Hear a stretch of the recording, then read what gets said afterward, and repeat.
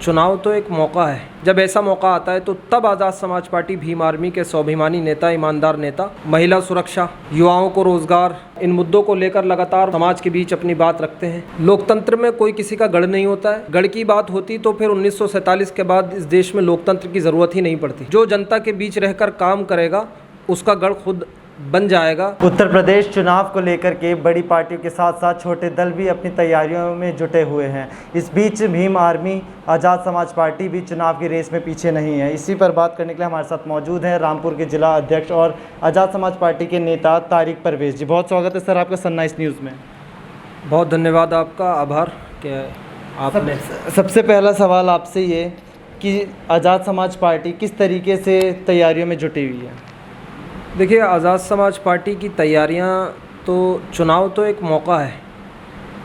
जनता के बीच 5 साल आज़ाद समाज पार्टी भीम आर्मी के लोग रहते हैं और जहां भी कहीं पर भी हाशिए पर खड़े या दोराहे पर खड़े किसी व्यक्ति के साथ, समाज के किसी भी दबे कुचले वंचित व्यक्ति के साथ कोई अत्याचार होता है, जुल्म होता है, या उसकी आवाज़ को जनप्रतिनिधि, जो चुने हुए जनप्रतिनिधि हैं, उन्हें उठाने की ज़रूरत है। जब ऐसा मौका आता है तो तब आज़ाद समाज पार्टी भीम आर्मी के स्वाभिमानी नेता, ईमानदार नेता वहाँ खड़े होते हैं। और हमारी जब ज़मीन पर ये तैयारी है तो फिर चुनाव में भी जब हम जाएंगे तो वो एक मौके के रूप में हम उसे अवसर के रूप में लेंगे, क्योंकि हमारी तैयारियाँ तो पुरानी हैं जो लगातार पिछले 5 साल से चल रही हैं। आप तैयारियों की कह रहे हैं कि आपकी तैयारियां पूरी हो चुकी है, तो आपके मुद्दे भी तय हो गए होंगे कि किन मुद्दों के साथ आप लोगों के बीच में जाएंगे चुनाव के माहौल में? देखिए, मुद्दे तो साफ़ हैं हमारे। महिला सुरक्षा, युवाओं को रोज़गार, और जो प्रदेश में अराजकता का माहौल है, इस अराजकता के माहौल को ख़त्म करके खुशहाली का माहौल देना, ये साफ साफ सीधे सीधे हमारे राष्ट्रीय अध्यक्ष भाई चंद्रशेखर जी के मुद्दे हैं। और इन मुद्दों को लेकर लगातार वो मीडिया में और समाज के बीच अपनी बात रखते हैं। ये जग जाहिर है मुद्दे हमारे, जिन मुद्दों पे हम काम करेंगे। और मुद्दे कोई पुराने नहीं हैं। हमारे जो बहुजन महापुरुष हैं, डॉक्टर बाबा साहब भीमराव अम्बेडकर, मान्यवर साहिब काशीराम, वो मुद्दे तय करके गए हैं। उन मुद्दों को अब हमें धरातल पर उतारने का काम आज़ाद समाज पार्टी भीम आर्मी को करना है। मुद्दे पुराने हैं, जैसा कि हम देखते हैं कि साउथ की जो फिल्म होती है उसको बॉलीवुड में रीमेक किया जाता है। इसी तरीके से जो पुरानी फिल्म है, यानी जो पुरानी विचारधारा है, उसी को रीमेक करके आज़ाद समाज पार्टी भीम आर्मी जनता के बीच जाएगी। हम रामपुर में मौजूद हैं। रामपुर में आज़म खान का एक अलग ही गढ़ माना जाता है, समाजवादी पार्टी का गढ़ माना जाता है। तो कैसे आप आज़म खान के गढ़ को नुकसान पहुंचाएंगे और कैसे लोगों तक पहुंचेंगे? लोकतंत्र में कोई किसी का गढ़ नहीं होता है। अगर गढ़ की बात होती तो फिर 1947 के बाद इस देश में लोकतंत्र की ज़रूरत ही नहीं पड़ती। यहाँ लोकतंत्र है। यहाँ पे जो जनता की उम्मीदों पर खरा उतरेगा, जो जनता के बीच रहकर काम करेगा, उसका गढ़ खुद बन जाएगा। ज़रूरत नहीं है कि किसका गढ़ है या किस पार्टी का गढ़ है ये कहने की।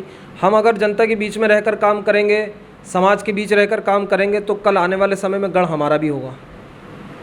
असदुद्दीन ओवैसी लगातार उत्तर प्रदेश के दौरे में अलग अलग ज़िलों में जाकर के दौरे कर रहे हैं, लोगों से मुलाकात कर रहे हैं। क्या लगता है आपको, ओवैसी के उत्तर प्रदेश में कदम रखने से चुनाव किस तरीके से परिवर्तित हो सकता है? देखिए, लोकतांत्रिक भारत है। यहाँ पर सभी को अपनी बात रखने का हक है। यहाँ पर सभी को चुनाव लड़ने का हक है। उनकी अपनी पार्टी है, वो उनको पूरा संवैधानिक हक है को उस पार्टी को विस्तार दें, उस पार्टी के ज़रिए चुनाव लड़ें, और चुनाव लड़ने के बाद संसद विधानसभा में उनके विधायक पहुँचें। वो अपनी पार्टी का काम कर रहे हैं। हम आज़ाद समाज पार्टी भीम आर्मी, भाई चंद्रशेखर आज़ाद जी हमारे नेता हैं, उनके आदेशों पर, उनके नेतृत्व में काम कर रहे हैं। ये जब पार्टी बनी है तो भी काम तो किया ही जाएगा। उनकी पार्टी है, वो काम कर रहे हैं। इस पर मैं क्या टिप्पणी करूँ? चंद्रशेखर आज़ाद अक्सर युवाओं का मुद्दा उठाते हैं और युवाओं की तरफ ज़्यादा ध्यान रखते हैं।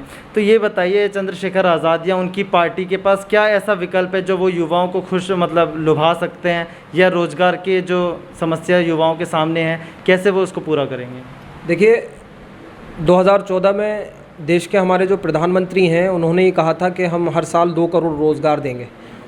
मैं कहता हूँ कि गिनीज़ बुक में एक रिकॉर्ड ये भी शामिल होना चाहिए कि सबसे ज़्यादा झूठ बोलने वाला प्रधानमंत्री, तो उसमें अगर कोई नाम होगा तो वो गिनीज़ बुक में हमारे देश के जो मौजूदा प्रधानमंत्री हैं उनका नाम जाना चाहिए। युवाओं को एक बड़ी उम्मीद थी उनसे, लेकिन उन्होंने युवाओं की उम्मीदों पर पानी फेर दिया। आज भाई चंद्रशेखर आज़ाद जी खुद युवा हैं, मात्र 33 साल 32 साल की उनकी उम्र है। और हमारा जो देश है उसमें ज़्यादातर तबका जो है वो युवा तबका है। और युवा तबका भाई चंद्रशेखर आज़ाद जी को उम्मीद और आशाओं भरी नज़रों से देख रहा है। और मुझे पूरी उम्मीद है कि जिस दिन आज़ाद समाज पार्टी भीम आर्मी सरकार में होगी, सत्ता में भागीदार होगी, तो युवाओं की जो उम्मीदें, जो आशाएं हमारे साथ आज़ाद समाज पार्टी भीम आर्मी और हमारे नेता के साथ लगी हुई हैं, मैं समझता हूं उनको पूरा करने का काम किया जाएगा और युवाओं की उम्मीदों पर खरा उतरने का काम किया जाएगा। तो ये हमारे साथ आज़ाद समाज पार्टी से रामपुर के जिला अध्यक्ष थे तारिक परवेज़ जी। इन्होंने बताया कि पार्टी क्या कुछ तैयारियां कर रही है और लोगों के बीच में किस तरीके से खुद का दल मजबूत बनाएगी। सनराइज़ न्यूज़ के लिए कैमरा पर्सन आकार के साथ मैं विशाल, धन्यवाद।